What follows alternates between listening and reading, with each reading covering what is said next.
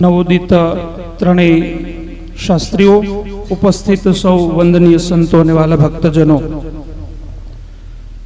અત્રેથી હમણાં જ પૂજ્ય નવતમ સ્વામીએ જે વાત કરી એ પ્રમાણે હું પણ એ જ વાતને અનુમોદન આપીશ અને આ સત્સંગની અંદર, આ સમાજની અંદર, આ પૃથ્વી ઉપર જ્યારે આપણે જન્મ લઈએ છીએ ત્યારે, મનુષ્ય રૂપે જ્યારે જન્મ લઈએ છીએ ત્યારે દેવ ઋણ, માતા પિતાનું ઋણ અને ગુરુનું ઋણ, આમાંથી આ સંસારનો કોઈ જીવાત્મા મુક્ત ક્યારેય પણ થઈ શકતો નથી. અને એટલા માટે થઈ આપણામાં દેવઋણને મુક્ત કરવા માટે થઈ હંમેશાને માટે ગર્વથી આપણે એવું અવશ્ય કહી શકવા જોઈએ કે હું રાધારમણ દેવનો છું, એવી કહેવાની આપણી હિંમત હોવી જોઈએ. અને ત્યારબાદ ગુરુનું ઋણ. એક નાનું એવું બાળક એ જ્યારે ચાલતા શીખે છે ત્યારે એના માતા પિતા એની આંગળી પકડે છે.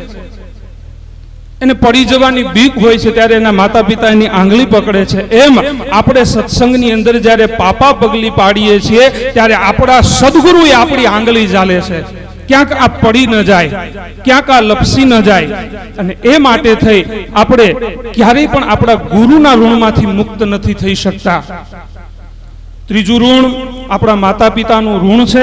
એને આપણને જન્મ આપ્યો છે, એ જનક અને જનની, એને આપણે ક્યારેય ભૂલી નથી શકતા.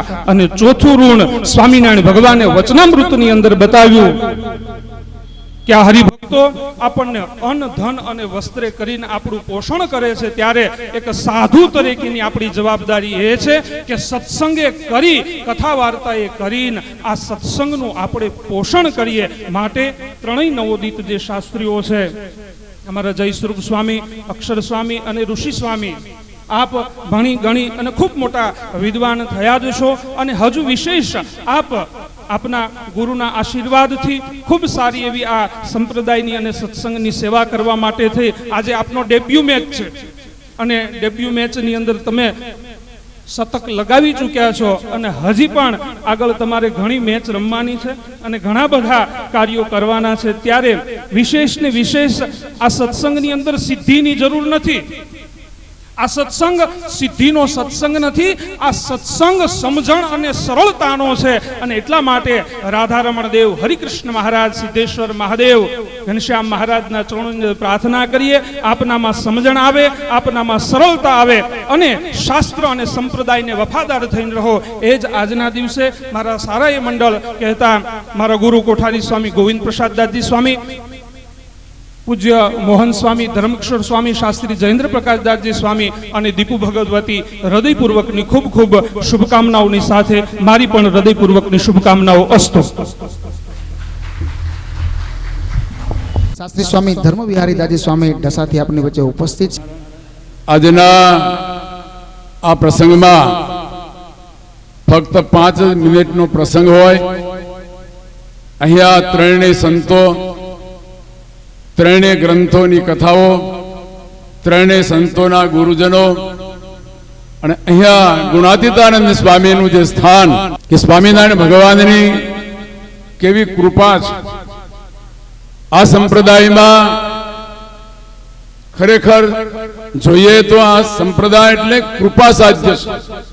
સાધનાઓ કરી કરીને કદાચ તમે હું સમાપ્ત થઈ જઈએ, છતાંય પણ ફળની પ્રાપ્તિ કે ઈશ્વરની ઝાંખી થતી નથી. આજ આપણે પણ સ્વીકાર કરવો પડે, દુનિયાના ધર્મોને પણ સ્વીકાર કરવો પડે કે એક જ એવો સંપ્રદાય છે કૃપા સાધ્ય. ફલાની યોગ સાધનાઓની વાતો કરતા આપણે 7 અંગમાંથી પસાર થયા પછી સમાધિ થતી, પણ સ્વામિનારાયણ ભગવાને, મહાપ્રભુએ સત્ય સમાધિ સ્થિતિકારક આ પ્રકરણ ચલાવીને સૌની સમાધિનું પ્રકરણ એ આપણે સૌ અનુભવી છીએ. તો મારા આજમાં વિશેષ કંઈ કહેવાનું નથી, પણ એટલી જ વાત કહું કે આ ત્રણેય સંતો જ્યારે તૈયાર થયા છે, અમે જ્યારે કોઈ પદવીનો પ્રાપ્તિ કરીએ ને ત્યારે કોઈ પણ દેશના રાજકીય મહાનુભાવો આવીને પદવીદાન સમારંભમાં ઉપસ્થિત રહેતા હોય, કોઈ રાષ્ટ્રપતિ, ઉપરાષ્ટ્રપતિ, કોઈ મુખ્યમંત્રીઓ, પણ આજના પ્રસંગે આ ત્રણેય સંપ્રદાયના ગ્રંથોનું વાંચન કરીને પોતાના સ્વાર્થ માટે નહીં પણ સત્સંગના હિત માટે અમારા ગુરુજનો અને વડીલ સંતો અમે કહેતા કે તમે કેવળ ભગવાનને રાજી કરવા માટેનું મિશન અને ધ્યેય રાખશો, પેલા સત્સંગીઓને કથા વાર્તા દ્વારા તમે રાજી કરશો એટલે ભગવાન સ્વામિનારાયણ કહેતા કે અમે રાજી થશું. આજ એટલી જ ભગવાનને પ્રાર્થના કરી ગોપીનાથજી મહારાજને કે તમે સરસ સૂચન કર્યું પૂજ્ય નવતમ સ્વામીએ કે કોઈ પણ બાબત હોય પણ એક માળામાં જો મેર ન હોય તો માળા ખંડિત કહેવાય.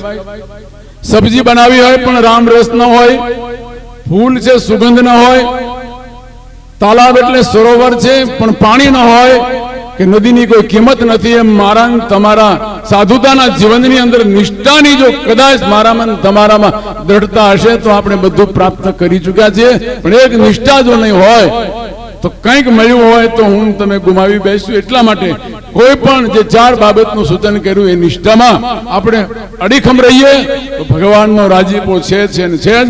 બસ અને એમના ગુરુઓને ખાસ મારે વંદન કરવા પડે કે તમે આવા એક સંપ્રદાયના માટે એક સંત રત્નો બનાવીને સત્સંગને લોકાર્પણ કરો છો. એક મકાન બિલ્ડિંગ બનાવીને લોકાર્પણ કરે તો લોકો તાળીઓથી નવાજતા હોય છે. આ તો એક સંતનું ઘરેણું સત્સંગને સમર્પિત કરવામાં આવ્યા છે એટલે ત્રણેયના ગુરુને તાળીઓથી વંદન કરીએ. અને એની સાથોસાથ દીકરાઓના દાન કર્યા એને પણ વંદન કરીએ કે જેને દીકરાઓના દાન આપ્યા. શ્રી હરિ સ્વામીએ કહ્યું એકના એક દીકરા, એક દીકરાનું દાન કરવો જ નથી થતું. આજે અમારે છેલ્લે શ્રી હરિ સ્વામીના શ્યામ સ્વામીના સંત એકના એક દીકરા અને શ્યામ સ્વામી પણ અમારે એકના એક છે.